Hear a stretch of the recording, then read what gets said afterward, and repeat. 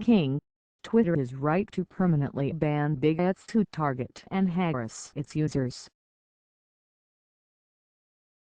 On Tuesday evening, Twitter made a bold and important decision to permanently ban Milo Yiannopoulos, one of the most bigoted people in the world, from the platform. He has been repeatedly warned and temporarily suspended by Twitter for targeting and harassing people in the past, but he would not relent this time, leading a horrendously racist campaign attacking Saturday Night Live and Ghostbusters star Leslie Jones, ultimately causing her to leave Twitter simply to avoid the hate. Yiannopoulos was like the turd in the pool. Twitter removed the turd many times, but after so many toxic infractions decided they would no longer allow the person dropping the stinking load in the pool to swim there again. I get it. Nearly 10 years ago I was one of the early adopters of Twitter. It has changed my life and given me an opportunity to not only share my thoughts and ideas with the world, but connect with many like-minded people who have become my offline friends in the process. For the first 5 years I spent on Twitter, it was pretty beautiful, with very little harassment. The last 5 years, and particularly the last 2, though, have become nearly unbearable. Daily, I am targeted and harassed by racists, called the worst names imaginable, threatened with violence, and repeatedly lied on.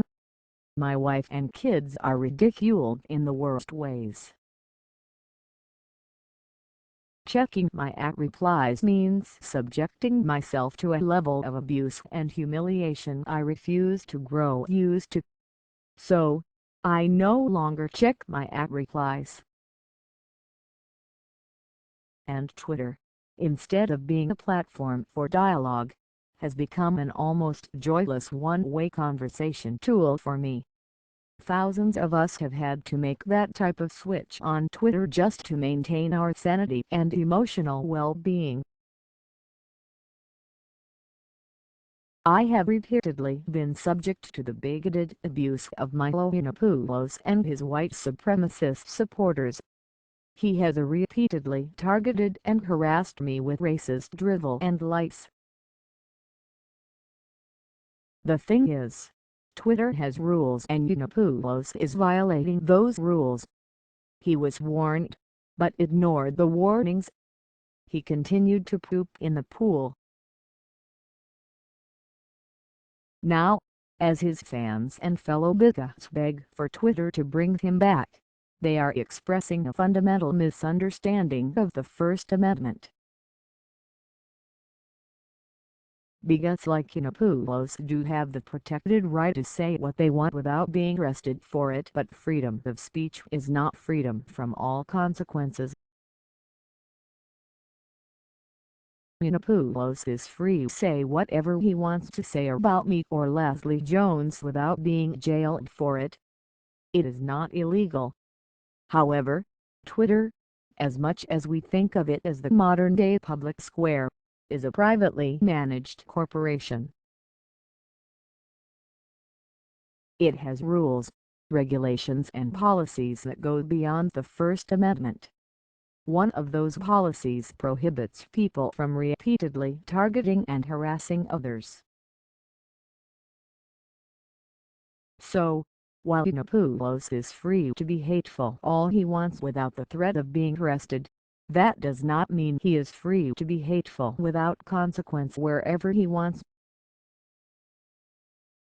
He is not, for instance, allowed to go into any private place of business and begin saying the racist things he says to the faces of its employees or patrons.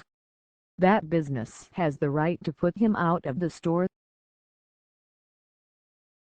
They have the right to ban him permanently. Yiannopoulos is not allowed to say whatever he wants to say in someone else's home.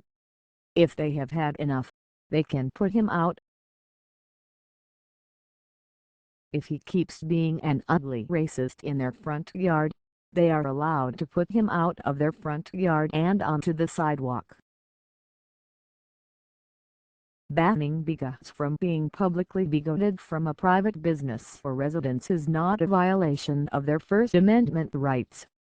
This is common sense and is widely accepted.